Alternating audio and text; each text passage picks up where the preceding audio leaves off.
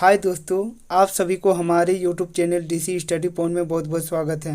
आज का हमारा यह वीडियो जैक के क्लास 8 के विद्यार्थियों के लिए है, जो 5 जुलाई को होने वाले साइंस सब्जेक्ट से रिलेटेड है और ज़्यादा दिन नहीं है, तो इसलिए अपना तैयारी अच्छे ढंग से करें। आपकी सफलता ही हमारी उम्मीद है। आज के हमारे इस वीडियो में जितने भी क्वेश्चन हैं वह सभी क्वेश्चन आपके होने वाले 5 जुलाई के साइंस के टर्म 2 एग्ज़ाम के लिए सबसे महत्वपूर्ण क्वेश्चन होगा। आज का हमारा यह वीडियो सेट 1 है। सेट 2 तथा सेट 3 को भी देखना ना भूलें। तो चलिए दोस्तों, आज के हमारे इस सेट के सभी क्वेश्चनों को एक एक करके देखते हैं और इसे बनाने का प्रयास करते हैं। आज के हमारे इस सेट का पहला क्वेश्चन, मानव नेत्र में किस प्रकार का लेंस है? तो इस सवाल का सही जवाब होगा मानव नेत्र में उत्तल लेंस है। आज का हमारा अगला क्वेश्चन, आइरिस में स्थित छोटे छोटे छिद्र को क्या कहते हैं? तो इस सवाल का सही जवाब होगा आइरिस में स्थित छोटे छोटे छिद्र को पुतली कहते हैं। आज का हमारा अगला क्वेश्चन, किस प्रक्रिया के कारण श्वेत प्रकाश 7 रंगों में विभक्त हो जाती है? तो इस सवाल का सही जवाब होगा प्रकाश के विक्षेपण प्रक्रिया के कारण श्वेत प्रकाश 7 रंगों में विभक्त हो जाती है।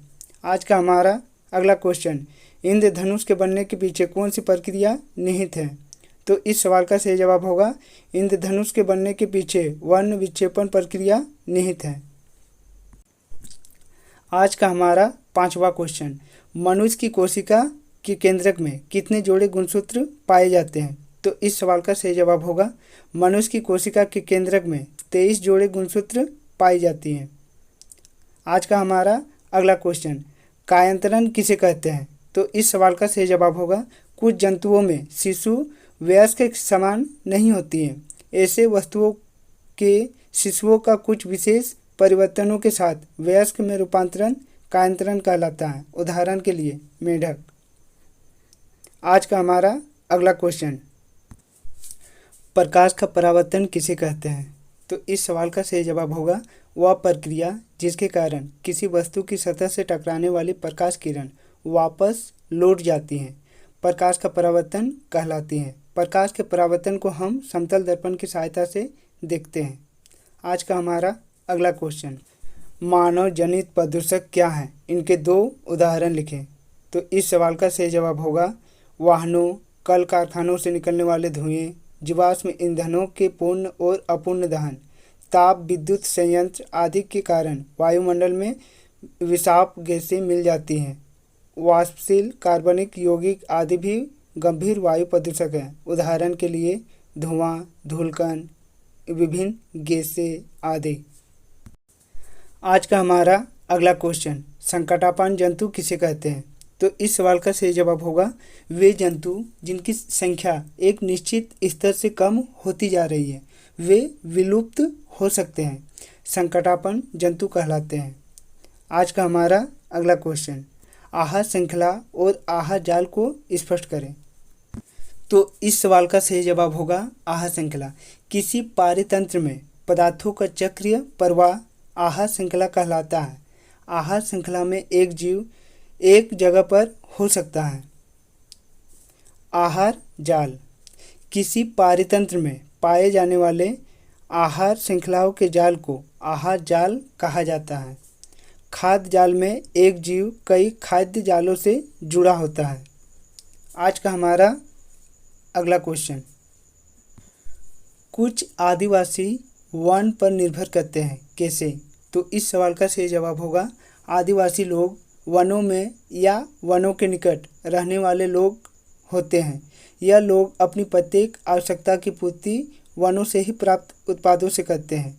इस प्रकार हम कह सकते हैं कि कुछ आदिवासी वनों पर निर्भर करते हैं। आज का हमारा अगला क्वेश्चन, विश्व तापन क्यों हो रहा है? इससे क्या हानियां हैं? तो इस सवाल का सही जवाब होगा कार्बन डाइऑक्साइड के निरंतर वृद्धि से पौधा घर प्रवाह या विश्व तापन में वृद्धि हो रही है। इसके कारण ध्रुवीय हिमखंडों का पिघलना, समुद्र के जल स्तर में वृद्धि, जलवायु परिवर्तन आदि समस्याएं उत्पन्न हो रही हैं। आज का हमारा अगला क्वेश्चन, संगमरमर का कैंसर से क्या तात्पर्य है? तो इस सवाल का सही जवाब होगा अम्ल वर्षा के कारण स्मारक के संगमरमर का संक्षारण होता है। इस परिघटना को संगमरमर का कैंसर भी कहते हैं।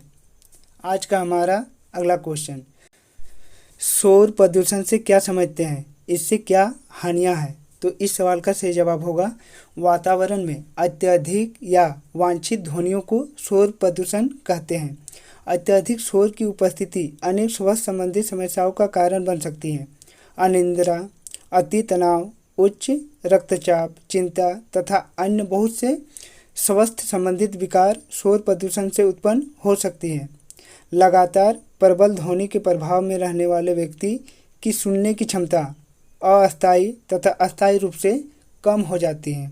आज का हमारा अगला क्वेश्चन, ब्रेल लिपि किसे कहते हैं? तो इस सवाल का सही जवाब होगा चाक्षुष दिव्यांग युक्त व्यक्तियों के लिए सर्वाधिक लोकप्रिय के साधन ब्रेल हैं।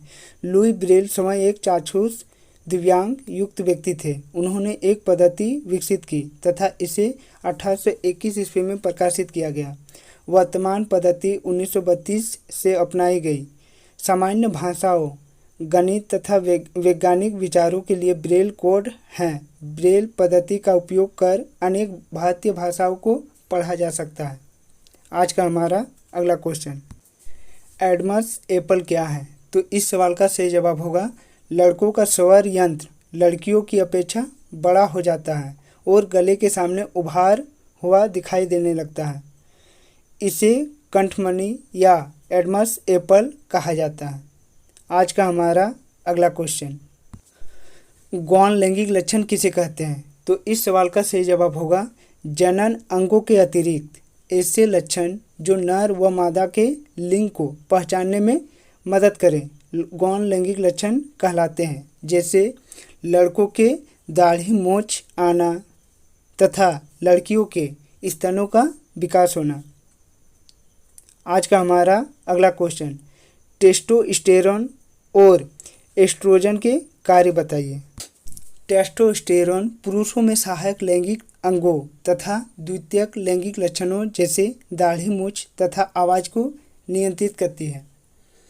एस्ट्रोजन स्त्रियों में सहायक लैंगिक अंगों तथा द्वितीयक लैंगिक लक्षणों जैसे स्तन, ग्रंथियों, केश विन्यास तथा आवाज़ को नियंत्रित करती है। आज का हमारा अगला क्वेश्चन, घर्षण का क्या कारण है? तो इस सवाल का सही जवाब होगा घर्षण संपर्क के पृष्ठ अनियमितता के कारण होता है। दो पृष्ठों की अनियमितता एक दूसरे के भीतर धंस जाती है जिसके कारण उनमें अंतबंधन उत्पन्न होती है।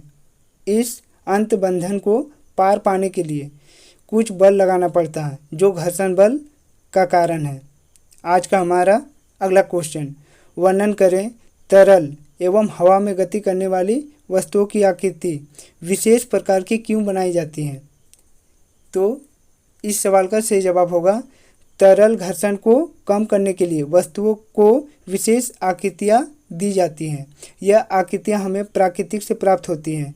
जब कोई वस्तु तरल में गति करती है तो उस पर लगने वाले घर्षण बल पर पार पाना होता है जिससे उसकी ऊर्जा क्षय होती है। उनकी ऊर्जा का क्षय यथासंभव कम हो इसके लिए उन्हें विशेष आकृतियाँ दी जाती हैं।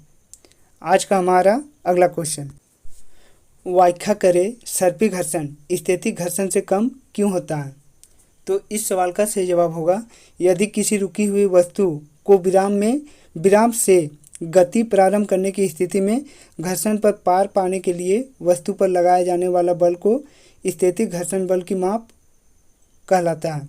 इसके विपरीत किसी वस्तु को उसी चाल से गतिशील रखने के लिए आवश्यक बल उसके सर्पी घर्षण की माप होती है।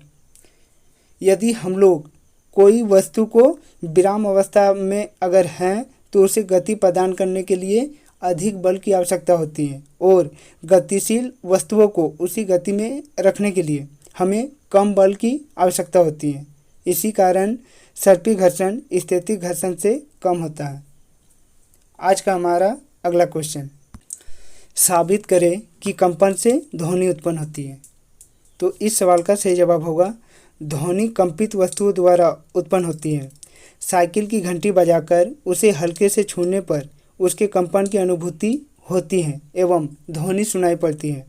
जब घंटी बज न रही हो, छूकर देखने से कंपन की अनुभूति नहीं होती है एवं ध्वनि सुनाई नहीं देती है। इससे स्पष्ट होता है कि कंपन से ही ध्वनि उत्पन्न होती है। दोस्तों, यदि आप लोगों को हमारा आज का वीडियो अच्छा लगा हो तो इस वीडियो को लाइक कर दे, हमारे चैनल को सब्सक्राइब कर ले और बेल आइकन को दबा ले और हाँ, अपने दोस्तों को ज़्यादा से ज़्यादा शेयर करें। तो चलिए दोस्तों, और एक नए वीडियो के साथ फिर मिलते हैं। तब तक के लिए बाय।